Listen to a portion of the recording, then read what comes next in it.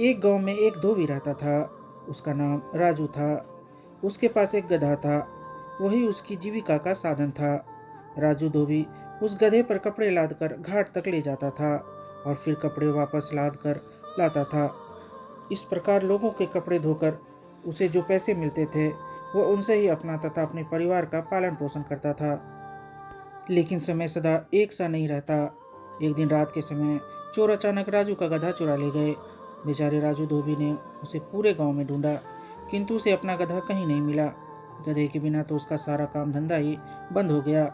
इसलिए विवश होकर उसने दूसरा खरीदने का विचार बनाया और एक जमींदार से कुछ पैसे लेकर पशुओं की मंडी से नया गधा खरीदने को चल दिया। मंडी पहुंचकर वो अच्छा गधा तलाशने लगा। तभी उसकी निगाह एक गधे पर पड़ी।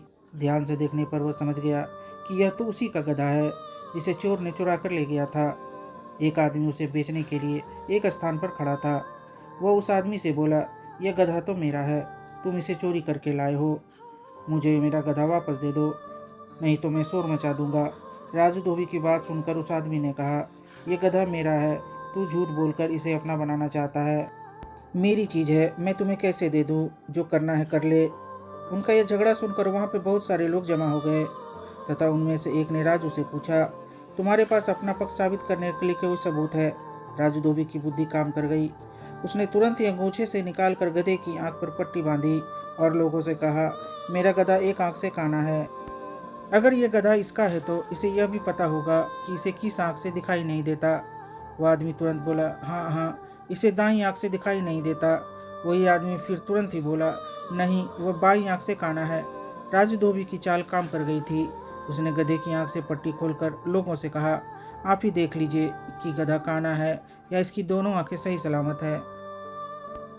लोगों ने देखा कि गधे की दोनों आंखें ठीक है। उन्होंने राजू धोबी की बुद्धिमत्ता और चतुराई की खूब प्रशंसा की और उस आदमी से कहा, तुम झूठे हो, यह गधा तुम्हारा नहीं है, यह गधा राजू को दे दो। उस गधे को राजू के हवाले करके उस आदमी ने अपने झूठ और चोरी के लिए क्षमा मांगी। राजू ने उस आदमी को क्षमा कर दिया और अपने गधे को लेकर खुशी खुशी घर वापस आ गया। वह बहुत खुश था क्योंकि जमींदार से लिए उसके पैसे भी बच गए थे तथा उसका गधा भी उसे मिल गया था। घर पहुंचकर उसने अपनी पत्नी को सारी बात बताई।